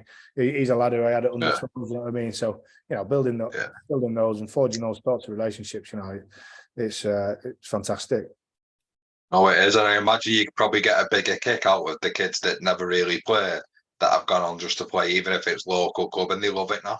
Yeah. The ones that were already sort of established, if that makes sense. Mate, we had a couple. We had a German lad who had never played, mate, and he ended up. That was like under 13s. He joined the school at under 13, and he was He'd never played. He went from the C team to the B team, and then started playing in 18 under 16s, and it was unbelievable, mate. We'd done some running, right? He was only under 13s, 14s, and he hadn't done an awful lot of running. And his English was it wasn't perfect, but it was pretty good. Yeah. Yeah, it's definitely better than my German. Anyway, we're walking back to the changing rooms, and he got cramp, right, and he's both calves, and we're walking up these stairs, and he didn't know what the word for cramp was, and I'm going, "What's up, mate?" He's going, "Oh, my legs are scrambled." Like the lad are killing himself laughing because he didn't know what the word for cramp was like. Yeah. Oh, mate, legs are scrambled. He's killing himself. Oh boy, the boys were howling, laughing for years. He still popped up. Anybody Yeah. got cramp. It was his legs were scrambled, but yeah, it was good. So how does the expectations change when you step up then to Yorkshire, mate? What is your idea and philosophy the same, just with a different set of kids now? Well, yeah, you know your ideas and philosophy are similar. You just got a better quality of player you're dealing with. Yeah. But in the same way, you still got to remember the kids. Remember they've got stuff going on other than rugby. Remember, got umpteen other things going on in the mind, and like, you know, away with the furries half the time. Some like young kids, 17, 18-year-old lads, they've got loads going on, and you've just got to build those relationships again. You know, get them to trust you, get them to understand what you're trying to say, how you say it. You know, you're not trying to. You're trying to help them. You know, like make sure you know you're trying to help them. You're not trying to teach them this is the way to do it and that's it. You're trying to help them to become the best player they can be. You know what I mean? So, and that's the same as coaching the 12s as it is coaching aspirational under 18s. And you know, the kids that kick on are the ones that take a bit of ownership of their own development. I think a big thing we did at Yorkshire was you bring your own, you pack your own file. You need a file for your meetings. You need a water bottle. If you don't have those, then you don't train. Like you've got to, at some point, fundamentals. Start thinking about what I need to develop. And you had full-time physio, full-time nutritionist, full-time. We had a psychologist. We had 7 or 8 coaches, including S&C. You know, everything's here. Like, or you just say everything's here for you. This is all you've got to do is this. You got to bring your boulder, you got to bring your kit, and you got to bring a water bottle, and then you can see lads, right? I'm in, and then you build a relationship, and again, some good lads come through there. Joe Carpenter, who's carving up for sales now. He was one of the first lads I coached up in Yorkshire. Dan Lancaster, he's playing at Ealing. I'm not sure if he's still there. I think he is. You know, so there's lads coming through there who good players, you know, and you know, still have a good relationship with the lads who I went on to do the senior academy there, which are a bit older. So you then you're like 18 to 21-year-old. Some of those lads have come and played for me at Sedgley. Still speak to quite a few of them. A few out in Australia playing. You know, some have pushed on and played quite a lot of championship. You know, so, you know, it's good to see those lads kicking around and still playing and enjoying the rugby. And it's like when you're playing, if you bumped into them in a bar, you'd have something to chat about and you'd have a good beer, like a couple of beers with them. Yeah, and hopefully they were bought. Yeah, well, yeah. So what? Not Yorkshire, man, either. I believe that. I don't know. I believe the type. So where does your coaching journey go from there, mate? Are you happy staying at that age group? Do you want to? Was the ambition always to coach a men's senior team, or? No, I was really enjoyed the development side of it. Really enjoyed seeing young lads like find the way in terms of, like I said, they've got GCSEs, A levels. You know, they've got plenty going on, and lads managing to still turn up, train hard, you know, and then go away, study hard. You know, I really enjoyed the development side of it, and I pretty much thought that's probably where I was going to stay for a while. Then COVID come, took us away. Yorkshire County, you sort of just ground to a halt. Money went out of that again, that sort of thing. I just sort of come away from it, and I was doing Yorkshire County and I was doing Sedgley at the time, and then the Yorkshire stuff sort of dwindled away. I took it on a bit more with Sedgley. There's a group of us coaching between us. Then all the rugby stopped, and I started working in telecoms. There's only infrastructure still had jobs going. So my brother's brother-in-law worked in telecoms, and I spoke to him and another guy, Mark Flanagan, who's played at Saints. I was good mates with him through Paul Wellens, really, because I was still good mates with Paul Wellens. So I know, like, John Wilkie and Mark Flanagan, lads who were playing at Saints, were well at the time, because I'd end up having a beer with them in Liverpool or Knutsford or whatever. And I spoke to Flash's dad was director at this WHB Telecoms, and I just said, look, yeah, I'm done. I'm out of a job, really. I'm part-time Sedgley coaching. And they looked after me for a bit. You know, he'd got me some infrastructure, some working on some telecom, the 5G masts and that sort of stuff. Is eye-opening. I bet it was, yeah. But then, when I was doing that, a mate who I played with before, Lee Blackett, who was head coach at Wasps, he phoned me and said, look, we're back up and running. We've got a senior academy transition coach post coming, so it's like you'll be in charge of the backs, moving into the first team. There'll be first team squad members, but you'll pick up their extras and you'll do that sort of stuff, do the individual development plans with them and that sort of stuff. And you know, it was one of those where, right, I'm in. Like right up your street as well, that, innit? I couldn't believe it. He dropped on like he was, and then at that point, I started taking on a bit more responsibility at Wasps as well. I was sort of doing first team centres. I was the positional coach for the first team centres, which was class, because I just ended up doing individual development plans for those lads. You know, like Jimmy Gopperth, Malachi Fekatoa. You know, you're sitting down and you're saying, right, what do you want to work on? How many times are we going to work on it? Let's do it together. When are we doing this? Let's do your video. You know, those sorts of guys we're doing that with, and doing it with the senior academy lads at the same time as well. It was great, and I really enjoyed it. At the same time, I said to Sedge, look, I'm doing this at Wasps, and I'm going to really struggle to keep it on. And it was like, it was tough going, like. And then they were like, Jeff, who's been really good to me anyway, like Jeff and the club were just like, you know, we've got Johnny Rodham, Dave Lives, Steve Breers, let's do it. Do what you can when you can, really. And I was like, not sure. Like, anyway, Mrs. just said, just do it. Like, you love it. It said, just do what you can and see where we go. Anyway, thankfully, I did, because otherwise, when Wasps goes, I'd have been left with completely nothing again. Yeah. But you don't Back onto Flash it, that. Yeah, would have been. I would have been. Yeah. Actually, think the team leader, who was at WHP, a guy called Neil Roberts. He was great with me, and he showed me the ropes. And there was another bloke called Roy. I invited him down to a Wasps game.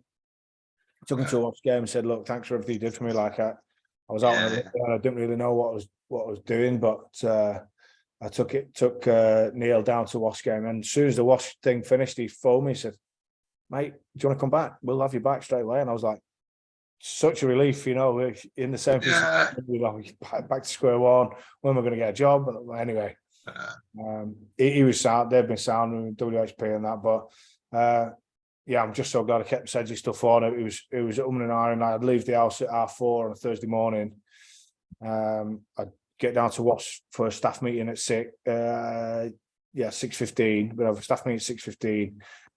We'll do the first review session at 7, and then I'd leave there at like 4:30, get to Sedge for 7, finish here at like 9, get home for 10, and then we're back down to Wasps on a Friday for a non-20. A quick cuddle and then back down to what?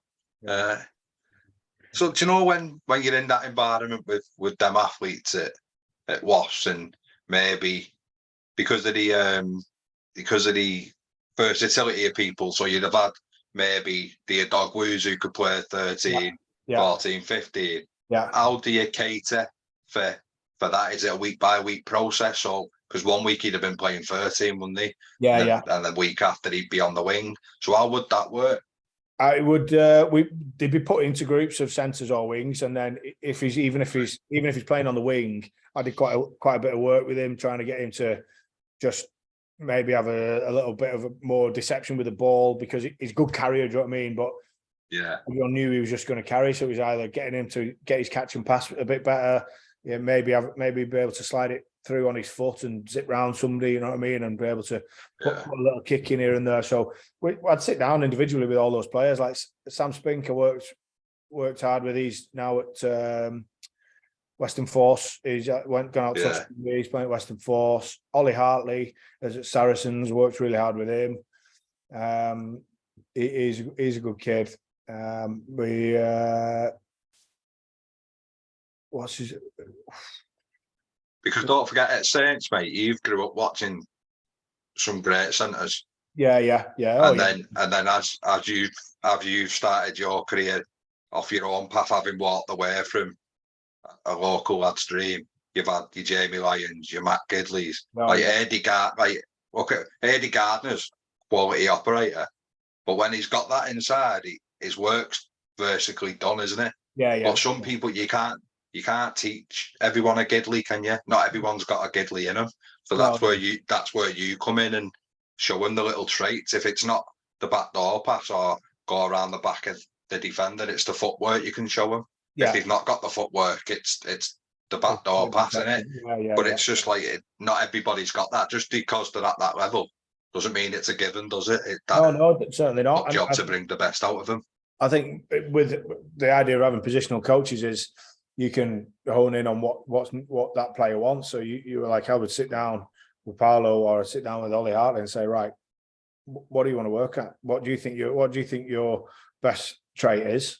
We need to keep working on that. And what do you want to improve on? We'll work on that. And then you put time, like I'd go out with a list. As the first two sessions going on, I'd have a list in my pocket for, right, today I've got Ricky Massey White, we've got passing, Paolo Doggu, we've got passing, and we've got kicking with him, and then I'd get out after training and go, stay out, you're with me, and we just get in. Yeah. Or I'd say centre session following training, put it in the group. This is what we're doing, and then they come and we get some reps done. And like you said, that they're at the top of the game. Some of them are at the top of the game, but there's no substitute for training and repping stuff out and practicing it. Even at the very top, everyone's doing it, and the best trainers, Jack Willis, he's out there the longest, and it's not coincidence that he's carving up now. You know what I mean? He's a competitor. Yeah. He works hard at his game. His best bits he works really hard at. His bits in his work on. He's incredibly hard on himself, and he works really hard all week. And you can see the way it's coming out for him now, playing in Toulouse and playing for England. That's it, mate. So how do you go from that environment? And again, you're pretty lucky it didn't put you off. You've been quite unlucky in them situations, mate. I mean, in clubs that you don't expect it as well, to be quite honest with Wasps, isn't it? And you've come to expect the unexpected, probably, I mean, you mate. Yeah. How do you get that buy-in from lads at Sedge, and how did the Sedge first team coach thing come about? Yeah, so with doing the Sedge stuff, like I've been here 4 years, but 3 seasons, so it feels a bit party, because like we did COVID season, and we did a season before COVID and didn't quite finish the season. Then we missed a full season, and then I've done 2 since that. Now, in those first 2, I had another like proper job. Well, my wife's done a proper job. Neither was my dad. But essentially, I would still be head coach, but you got to realize that these lads are still doing it for enjoyment. Yeah, they get paid a little bit of pocket money, but the electricians, they're grafting all day, they're working in telecoms warehouses, they're working at different venues, bricking or the labouring or the teaching, or and then you got to make it enough that they want to come, good enough session that they want to come, but good enough that they're still going to get better as well. And I've been really lucky that, like, when I first came on, we only had like 11, 12 lads. The second team was very distant. There wasn't no connection there. And what we managed to grow over the 4 year, 3 seasons, is we get 30 plus lads every Tuesday and Thursday now. And you can see lads developing, lads getting better. You know, we're able to go 1s and 2s against each other quite a lot and make it really competitive. And people who are working hard, they still want to be competitive. If they didn't want to be competitive, they wouldn't be at a rugby club. You know what I mean? So you got to make it. Yeah. You can't just rock up and play touch and then everyone goes away and it's like, I've burnt a few calories. We're at a level where we're competitive. We want to win stuff. Let's crack on and do it. Like, let's everyone buy into it. And I couldn't, like, I've got a group of senior lads. You know the Rileys yourself, don't you? Like the senior lads I've got here. You know, the class, like, they set the standard in training. They have a good laugh off it. They go out with the lads. They all have the court sessions and they all do whatever they want to do. Yeah. And, you know, and they play hard. But in terms of when the stuff's not going well on the pitch, and you know, you just rely on those lads. I've got a group of 31 to 35, 36-year-old lads who have been here a long time. They know what the club's about. I've learned loads off them about what the club's about. I feel I know what the club's like now. And you know, the young lads coming through, we've got a good group of 20 to 24-year-olds who I said are quite aspirational. They want to play higher, they want to rip in. They have good fun on a Saturday night in Manchester, but Tuesday comes, whatever you're doing, you've got to be on it, because the standard is set by those senior lads every week. And you know, it's fantastic to have that input, and you feel like I've definitely got the backing of them, but there are also like many coaches out there on the field. You know what I mean? Don't feel like barking at everyone all the time. Like if there's a load of drop ball, I don't step in and stop the session. Matt will do it, or Bob will do it, and they'll just go, hold on a minute, lads. But what are we doing here? Like, and that's so much better for me. I can concentrate on then getting the session right, make sure it's competitive, make sure it's enjoyable, make sure we're getting better. And I think, you know, luckily we've done a decent job so far as a group, and we're looking forward to the next season, really. I mentioned being in your early 20s now, being at sets, because the likes of Matt and Piggy and Ben, and probably a few others, mate, that I don't really know a lot of, but they've seen the harder times, haven't they, when they were struggling to get first 15, never mind the bench and a second team, So imagine the way you're thriving and climbing the ladder now, being able to come in at that time. Yeah, mate, it must be like the best place to be at the minute. Like I said, it is, because those young lads as well, like, it's probably a good thing we didn't go up last season when we were battling it out with Hull. Yeah. You know, I don't think if we'd have gone up, we'd have been like rabbit in the headlights, and we'd have been a little bit undercooked, I reckon. So you got like Jacob Tansey, you got Connor James, Oscar Crowe, Reece Henderson, all these lads who have got another year of playing a lot of rugby at National 2, and they know they're good enough, and they've got confidence now to go into National 1. In that 12 months ago, if we'd have done it then, I still feel we'd have been a bit undercooked, and we wouldn't have quite had enough in the squad to compete. But I can't wait to go up now. Like the lads are aspirational. The older guys have been around long enough to know that it is something special to go up. It is something special to play in National 1, because it's been a long time since we've done it.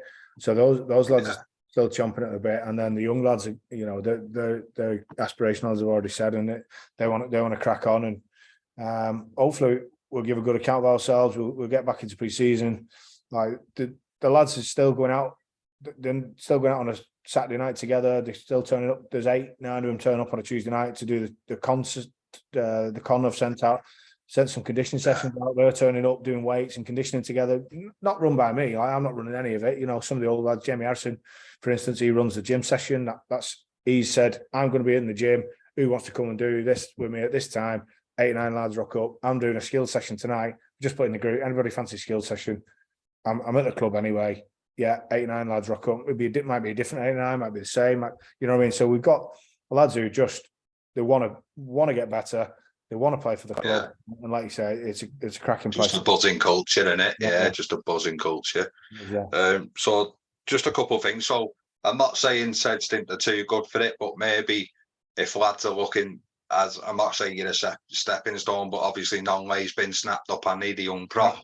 Yeah. Like there is a base there, isn't there? Like the eyes are on you. Like if you really want to impress and can get getting into your team, yeah, there is options and pathways, isn't there, mate? Yeah, and because I've been in the game a long time, I've got a lot of people who I know in the Championship. You know, other coaches who'll phone me. What do you think of him? What do you think of that? What do you think of him?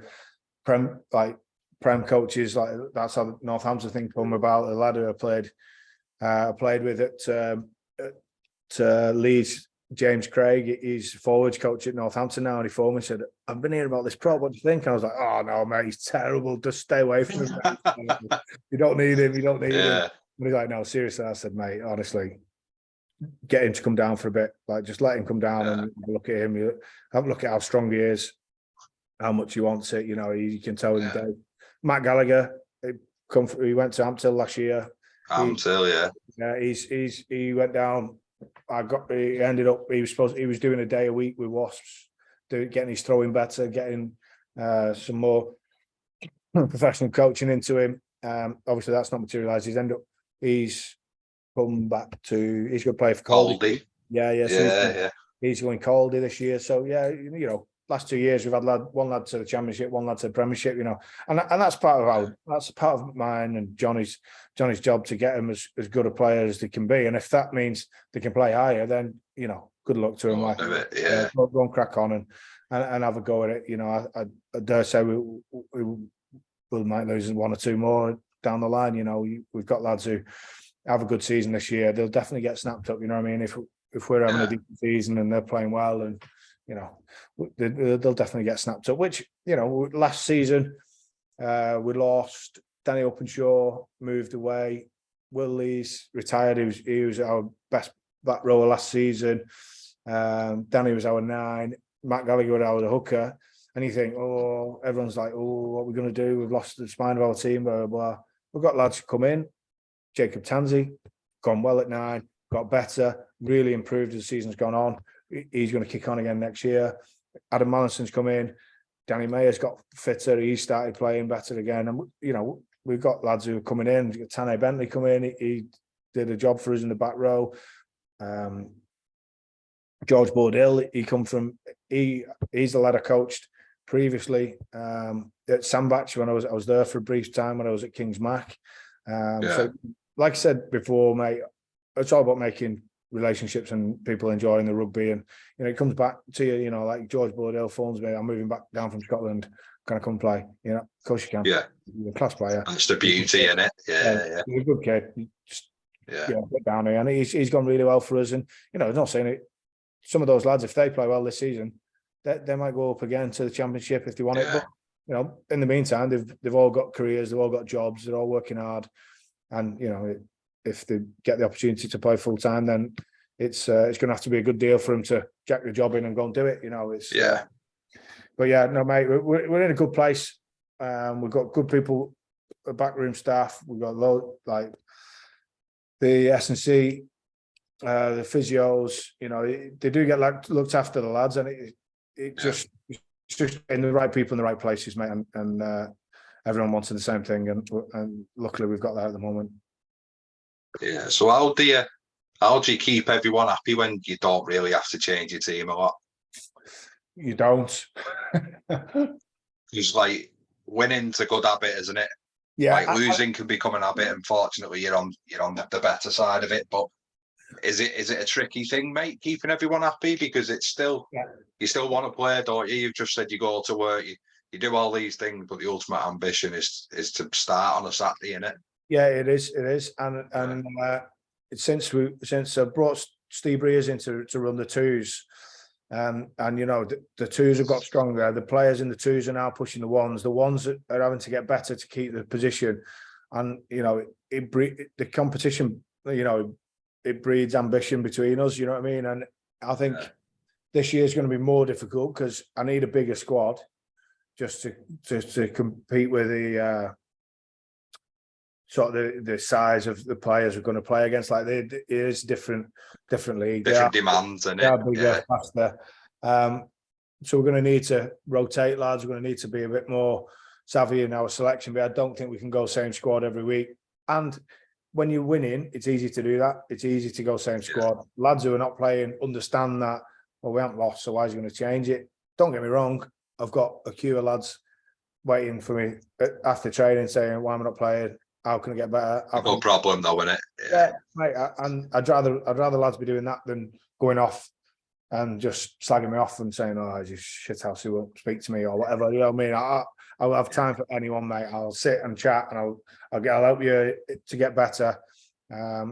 As I've done with other lads already, you know, who Greg Morgan started to show some first team promise at the end of the season. He played twos all year. He's looked after his own development in terms of his fitness and his conditioning away from the club. His body shape's changed. He's going to be like a new addition for us. He's going to be like a new signing for us next season. The way his body's changed, his body shape's changed, and you know he's played twos all year, and he's seen the level what he needs to get to, and he's seen the level what we're playing at, and he's a good chance. He's a perfect example of how to push into the first team, and you know he good luck to him. I think he'll have a good season this year. Well, best of luck, mate. I've no doubt everyone's pulling in the right direction, and ambitions are high, aren't they? So, got some daft questions for you, Scott, if that's mate. All right, mate. Yeah. So, any pre-match superstitions? I had beans on toast for about 15 years, but I wasn't really superstition. Just so I knew through injuries and stuff, I'd always have like anti-inflams, and you know, you're just getting through games every now and then. So I knew if I had beans on toast, I wouldn't be ill or I wouldn't be feeling sick from it. So don't get me wrong, I tried like cheesy beans every now and then, and chili beans. Brown sauce now and then. I love the brown sauce, but yeah, but generally, it wasn't really a ritual. Just something. I don't know. It was just. I didn't go mad if I didn't have it, but you know, in hotels, it's always going to be there. It's always going to be available.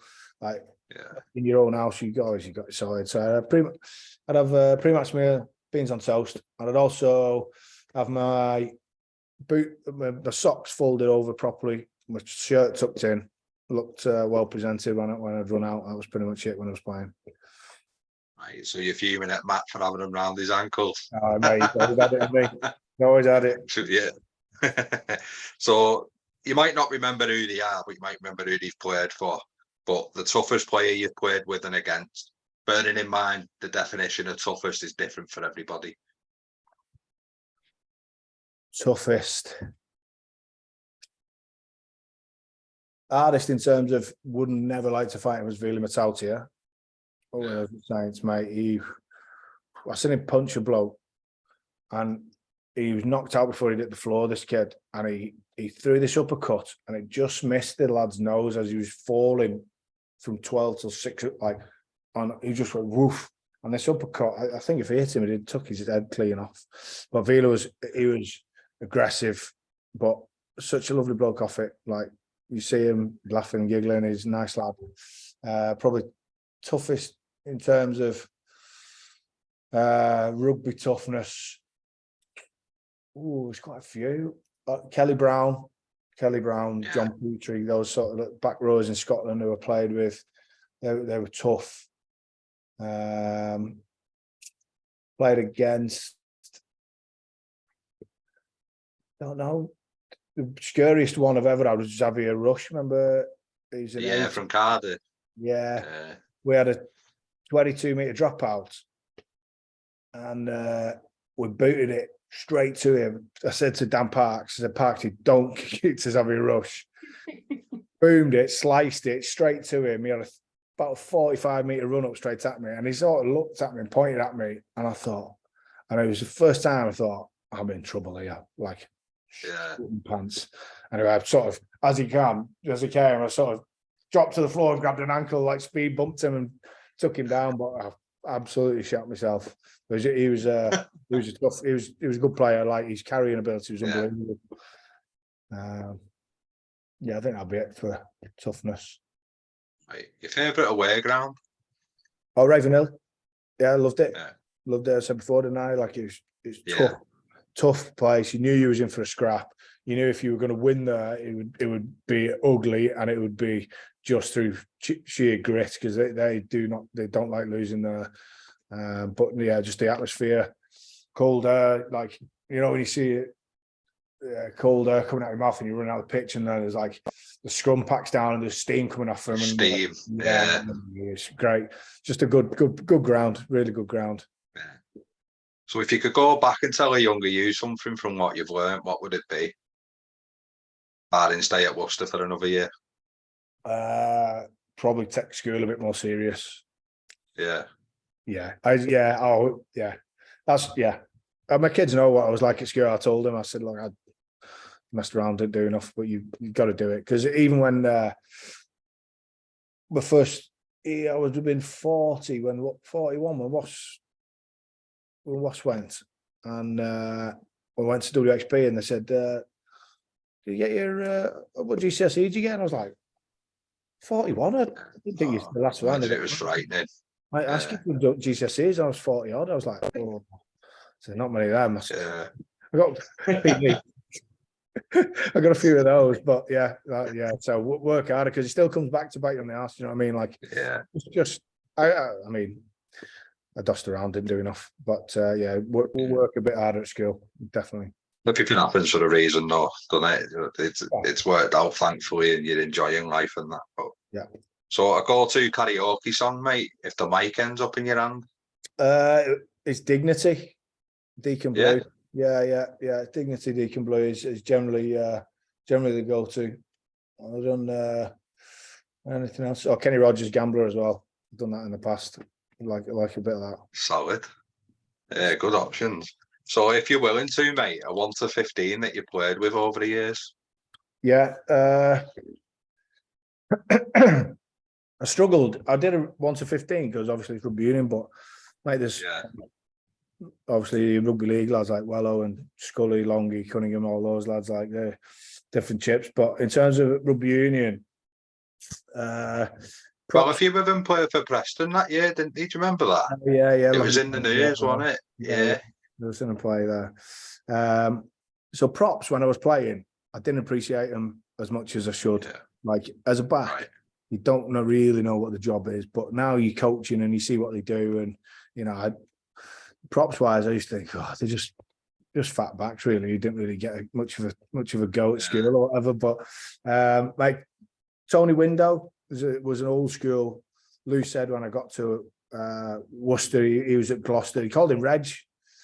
I've met him loads. He works at Bromsgrove private school now. He works at Bromsgrove, but he was just a great bloke. Like dead sound, really quiet. It's called Reg. I only knew him as Reg, and then about 10 games in, I was like, looked to the back of the program. Tony Window. It's like, who's Tony Window? Sat next to him, mate. It's making you clown. I was like, oh, sorry, Reg. I didn't know you used to all the time. Good guy. Got on with him really well. So Tony Window, Lou said, probably I had a couple of good hookers in my time. Scott Lawson, who played Glasgow and Gloucester. Rob Rawlinson, he was a tough player. We've done about toughness before. Steve Thompson obviously played with him at Leeds as well. But yeah, I'd probably go Barney, Scott Lawson. Props tight head, probably Glasgow again with Ewan Murray and Murray Lowe. They were young lads coming through at the time. Ewan Murray was solid as anything in a scrum. Murray Lowe was just about coming through, and he went on to Exeter and played really well and backed on there.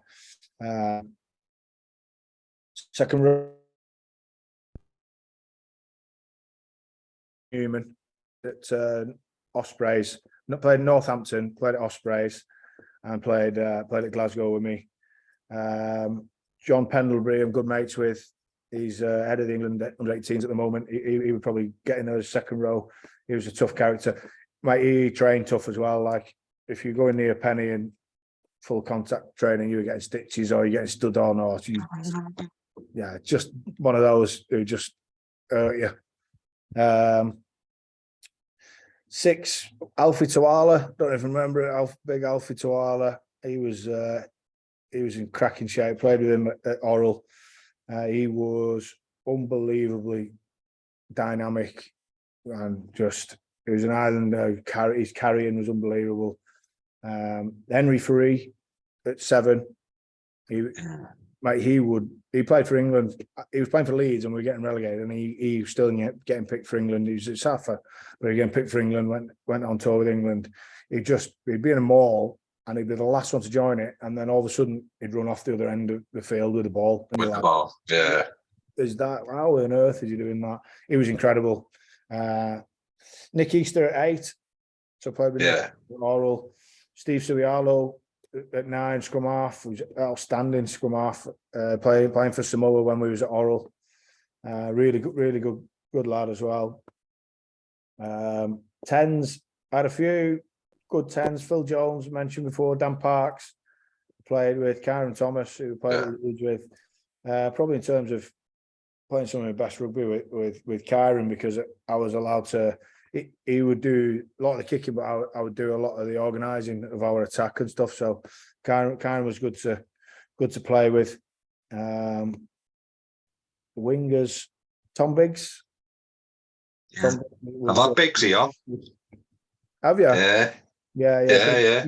Biggs was I only played 1 year with him at Leeds, but he was incredible. He went to Bath after and carved up there. Yeah. So I got Biggsy and Rory Lamont on the wing. Yeah. Rory's incredible athlete. Got cut short a little bit. He's like doing's a bit of a clone of him, isn't he? A bit Van der Meer, where he's very much a Sean Lamont type winger, isn't he? Yeah. Andy Craig at 13, basically because he helped me out, and he's a try scoring machine. Loves to try. 12, I had Graham Morrison, played at Glasgow with, or Wade Kelly. They were both really good 12s in their own right. Graham's a big, strong, powerful centre, played quite a lot for Scotland. Wade was a little nuggety Aussie who just belted people way above his weight. There wasn't much to him, but he cut people in half. He was class.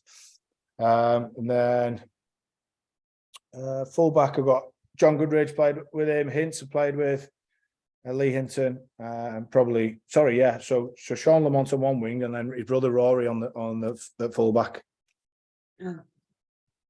So Sean Lamont on the wing and Rory at fullback. Yeah, decent group. That quite a few jocks in there, but a few Islanders, a few jocks. Good mix actually. Yeah, no, well, that's it, mate. And it's all about the character, isn't it? Yeah. John Petrie. I'll put Alfie Tuala in instead of John Petrie. Now, John Petrie was, he's actually director of rugby at Ulster at the moment. He was the first he was captain of Glasgow when I first went. And he even made me hate the English. Like, he was that passionate. And got really into it. I was like, yes, let's go do him. You put your birth certificate up. playing Saracens in the American Cup and stuff. And he would be like, let's get stuck, and I'm like, I am with you. Like, he was one of those blokes. You knew he was first into the battle anyway. Like, he would be in head first, and the way he spoke and how passionate he was, I was like, right, I'm in with this bloke. I'm in all day. Hating the English. No, it's funny. Good. Yeah, no, I enjoyed that. Cathartic as well. That, mate, getting no,